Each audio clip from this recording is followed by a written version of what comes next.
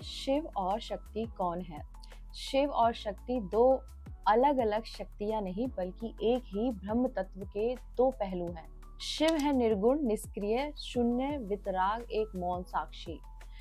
शक्ति है सगुण, क्रियाशील, सृजनशील, माया, आकर्षक। जैसे अग्नि में ताप और प्रकाश एक साथ होता है, वैसे ही शिव और शक्ति भी अद्वैत है। शिव की उपस्थिति के बिना शक्ति दिशाहीन है और शक्ति के बिना शिव निष्क्रिय मतलब शव है। शिव चेतना है तो शक्ति उनका संचार है। शिव मौन है तो शक्ति उनका गीत है।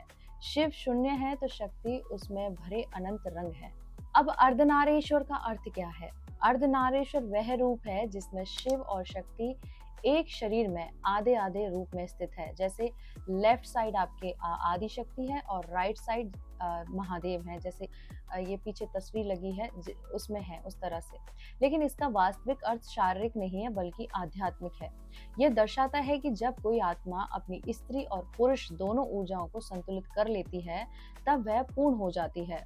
पुरुष ऊर्जा क्या करती है? जागरूकता, संकल्प, स्थिरता, जो शिव है। स्त्री ऊर्जा क्या करती है? प्रभाव, प्रेम, करुणा, सृजन, ये माँ शक्ति का स्वरूप है। जब दोनों संतुलन में आते हैं तब आत्मा अर्धनारीश्वर बन जाती है और ये हर एक इंसान के अंदर स्थित होती है। यदि वो अपने अंदर के शिव और शक्ति को संतुलन कर लेते हैं तो फिर उनके साथ घटनाएं घटने लगती हैं। कुंडलिनी शक्ति क्या है और ये कैसे शिव तक पहुंचती है? कुंडलिनी वो शक्ति है जो मूलाधार चक्र में सर्प के समान कुंडलिनी मारकर सोई रहती है।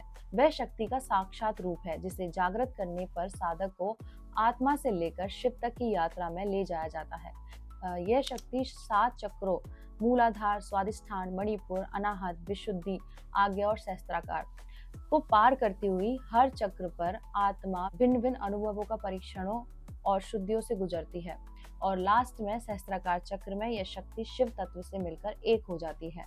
ये जो हमारा शरीर है स्थूल, एक और शरीर है हमारा सूक्ष्म, और सूक्ष्म शरीर में ही होती है। कुंडलिनी शक्ति आत्मा की गुप्त नींद से जागृति तक की चाबी है। इसे हर कोई नहीं समझ सकता।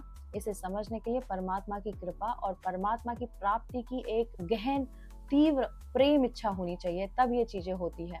आत्मा और परमात्मा का संबंध क्या है? आत्मा बूंद है और परमात्मा महासागर। एक आत्मा एक मनुष्य में, पशु, पक्षी, जानवर में है, उसी तरह से परमात्मा एक है, उनके रूप अलग अलग है। तो उसी परमात्मा के हम अंशभूत हैं आत्मा रूप में, पर आत्मा उसी महासागर की बूंद है। जब आत्मा शरीर, इंद्रिया, अहंकार, इच्छाओं की परतों से मुक्त होती है तब वह अपने मूल को पहचानती है। आत्मा जब जानती है कि मैं अलग नहीं, उस परम सत्य का अंश हूँ, वही आत्मस्वरूप की अवस्था होती है। यह मिलन है, जुदाई का अंत नहीं, पहचान का आरंभ है। असली पहचान जब आत्मा को पहचान लेते हैं तभी आपकी शुरू होती है। शिव शक्ति का योग क्या है? योग का अर्थ है मिलन। शिव शक्ति का योग वह मिलन है जहाँ जागरूकता और ऊर्जा एक हो जाती है। इस अवस्था में साधक वह केवल ध्यान में नहीं मौन को जानता है, बल्कि क्रिया में करुणा, प्रेम में समर्पण और सेवा में दिव्यता का अनुभव कराता है। जब शिव चेतना शक्ति में समाहित होती है तब वो होता है अहम का अंत और अनंत का जन्म। शिव बिना शक्ति क्या है? शिव निर्गुण ब्रह्म है। यदि शक्ति नहीं हो तो शिव मौन, अचल, अक्रिय रहेंगे। वह अनुभव योग्य नहीं रहेंगे, क्योंकि शिव में से यदि शक्ति को हम अलग करते हैं तो शिव शव बन जाते हैं। शिव बिना शक्ति शव, या शव का अर्थ है जीवनहीन, निष्क्रिय। शक्ति ही शिव को जागृत करती है।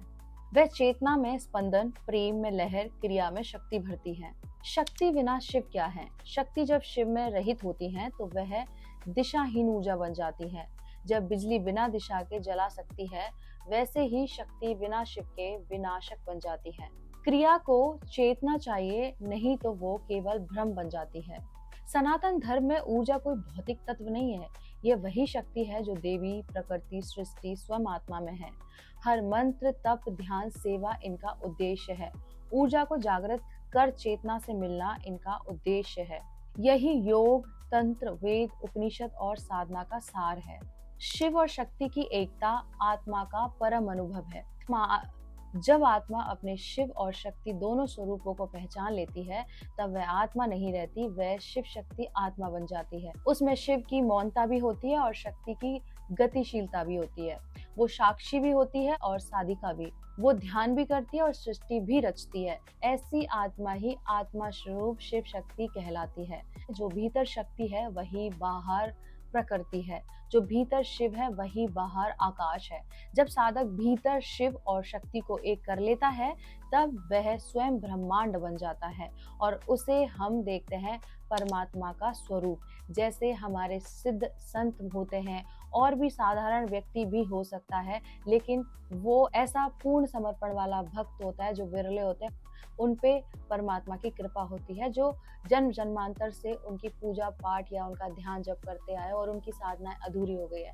तो ऐसी कृपा ऐसे भक्तों पर सहज ही परमात्मा कर देते हैं। तो फिर आइए मेरे साथ बोलिए ओम नमः पार्वती पते हर हर महादेव शिव शंभो।